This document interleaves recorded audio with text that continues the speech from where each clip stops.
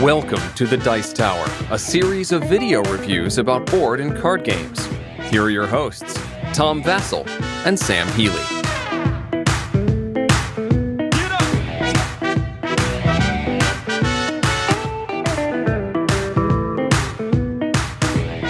Hey everybody, I'm Tom Vasel. Zee Garcia, what's up? Sam Healey, how you doing? Today we're taking a look at a small game from Red Raven Games, Artifacts Incorporated. Now I'm always interested in any game from Red Raven because the track record that Ryan Lawcat has is just that good. Absolutely. Yep. From Empires of the Void to the 8-Minute Empire. The Ancient World I'm a big fan of. Yep. So he does everything in this game, the artwork and everything. But I mean, a guy's got to have a misstep eventually, right? Not yet. Let's find out. We'll see. Spoilers.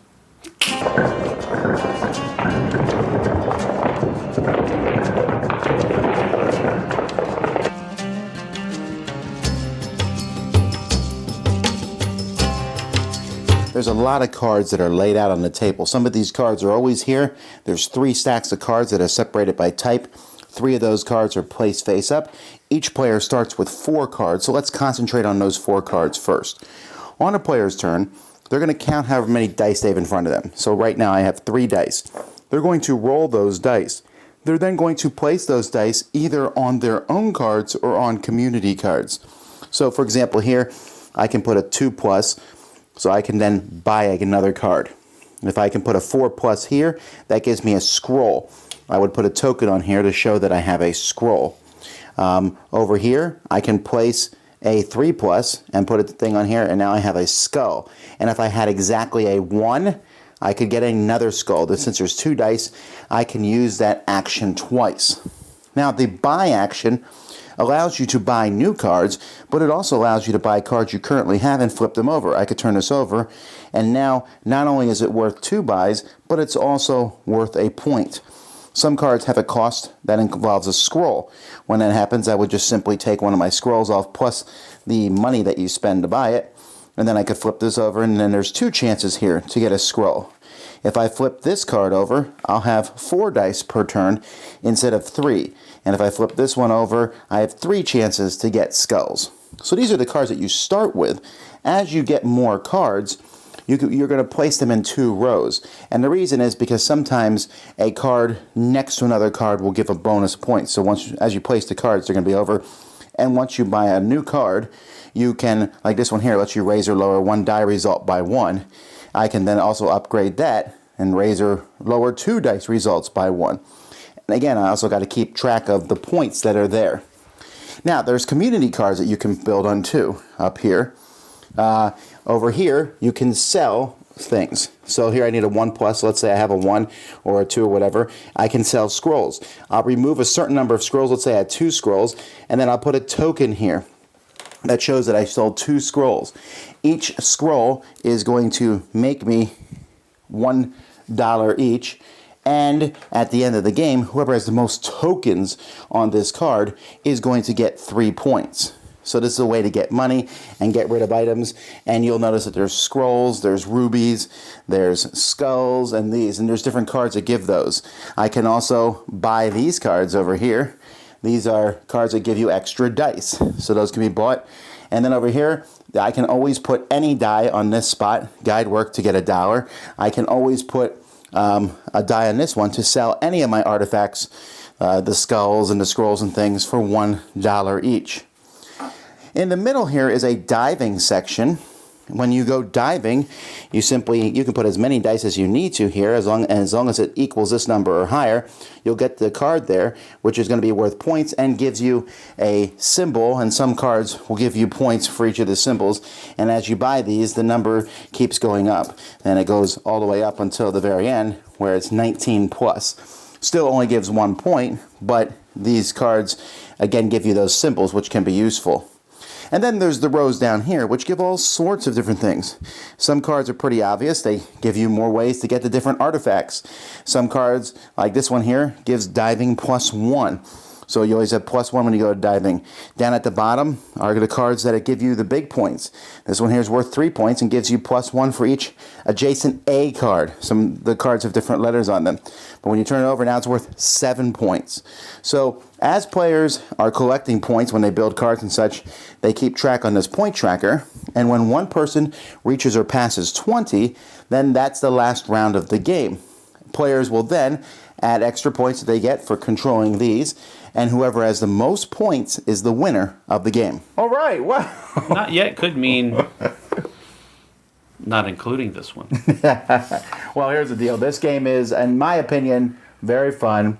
Once again, the artwork and the graphic design, especially, and just the pieces are very well done. Yep. I agree. I think the whole look of the game does a nice job of putting you in that world. Now, the game could be seen as a somewhat abstracted based on what the theme is, but the look of it and the vibe of it definitely takes you there. I think it works well. Right, it has this archaeology theme, which I didn't probably make very clear when I was going over the game. But, you're collecting the different things and putting them in a museum, and there was a couple quotes from an Indiana Jones movie, and there's the rolling of the dice. But you're right. I think the theme does come to life as much as it can in what is essentially a dice game. Yeah, I told him this at Gen Con. I talked to him for a little bit, and it's phenomenal how he can do everything in producing this game. I mean, he designed it. He artwork, everything, published it. He did it all himself, and I think it's worthy to note that this guy is at what is the word for it? He stands alone almost, where he's able to do this. But if other people try to do this, he's a one-man band. Yeah, I mean they fail more often than not. I mean, way more often than not. So kudos to this guy. I love the ancient world, and I came into this one, not knowing anything about it. Loved it. So, man, it's just. It has that worker placement vibe with it, using your dice to do different things on the board. I thought the theme was decently implemented. I mean, I didn't actually feel like I was going out and doing all of these things, but it was a very good implementation of the theme. Could have been better, but he does it all by himself. Well, the dice mechanisms in the game, I think, are really interesting. I really like it. I like the dice allocation. I like that there are a few different things you could be doing. You can acquire more things. You can upgrade the ones you have, which is always a fun thing to do. I like the diving mechanism. It's really cool. Different avenues to victory there. Yeah. Everything just sort of works together well. And for a package this small... Right, there's only 72 cards. You can actually take different paths to victory, which is pretty interesting. I mean, that's hard to do in a game that is a small footprint game. And so I'm right there with you, Sam. I think it's a spectacular game. I enjoyed it a ton. I like it a lot. I feel like this is a gamer version almost of Machikoro. Not quite the same, but just rolling dice and then allocating those dice. And I like the fact that there was always a place to put dice. Even if you roll lots of ones, which in this game is certainly not as good as rolling higher, but you still have things to do with those lower numbers. And you can get cards that let you re-roll dice and mess with the dice. If there is a negative about the game, and I think there is that the game does go to 4 players, and I think once you hit 4, there is a bit of kind of boredom, I think, on other people's turns. Turns aren't that long, although they get longer as the game goes by, especially if you manage to get all 6 dice or whatever. Yeah, but you're still having to pay attention to what everybody else is doing, so you can kind of keep up with them. Because in one of the games that we played, you were just like running away with all of the diving things. And so I was like, man, how am I going to catch up with it? But it turned out that I think you were... a bad player. No, not a bad player. I ended up switching strategies like halfway through the game, and it really hurt me. That hurt you a lot. But if you had kept going with that diving strategy, that would have probably won you the game. But you have to, I mean, there's some downtime, but I think, and I've said this before in other videos, you got to use that downtime to pay attention to what other people are doing.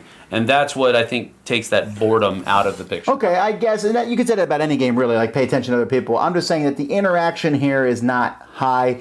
The main interaction is from putting stuff in the museums, putting the cubes there to Right. block other people. Yes. I was just, before you said that, I was just looking at it. It says it takes 60 minutes to play. I don't remember it taking that long. No, I think that's shorter. That's probably with 4 players. Yeah. You know, but Yeah. it might get to that with 4. But I mean, we've played with 3, and it's shorter. It's a tight package. There is Yeah. no. I agree with Tom. Don't think I'm not agreeing that there is somewhat downtime. That's minor, though. It's a minor issue, but it's there. There's not a lot I can do on when it's your turn. But the game, zips by, and you hit that total quick, and it's like a race almost. I mean, once you start scoring, and a couple of people make a couple of quick jumps on that track, pressure's on. Yeah. You feel like, oh boy, I'm falling behind. I'm gonna do this, and then you feel like you didn't do enough, which is a great, tense part of a good design. It's a solid package. Yeah, when people round that first corner on the point That's track, when it's you're like, on. That's not that bad. But that second corner, you're like, oh, crud. What am I going to do? How am I going to catch up? That type of thing. Absolutely. Big fan of this. I like it. I think that it has the feel of a full game, but in the time length of what we might often consider to be a filler. There's a lot of package here. You certainly get your money's worth. I sit there thinking, we could have more cards. But even if there was never any more cards, I think the game itself is solid and one that will be on many people's shelves. So for me, I'm going to give this a 2 pickaxes up. 2 pickaxes up. That's right. All right. Well, I'm going to give this 2 cargo freighters up because you got to get your stuff back to the museums, folks. I really enjoyed the game. It was a lot of fun, and like Tom said, there's a lot of game in that box for not a whole lot of footprint. So definitely 2 cargo freighters up. Nice. And I'm going to give it 2 diving helmets up, which sort of renders the diving helmets obsolete. But then you can take them and do some diving. So 2 diving helmets up. Big Best fan of ranking this one. system in the world. So. I mean, this is scientific. Yes, it is. Artifacts Incorporated. Thanks so much for watching the Dice Tower videos. Find more great videos and reviews, as well as our top-rated audio podcast at Dicetower.com. You can also find other great shows at Dicetowernetwork.com. I'm Eric Summerer, and you've been watching The Dice Tower. The Dice Tower is sponsored by Cool Stuff Inc., where you can find great games for great prices. Cool stuff in stock. Check them out at CoolStuffInc.com.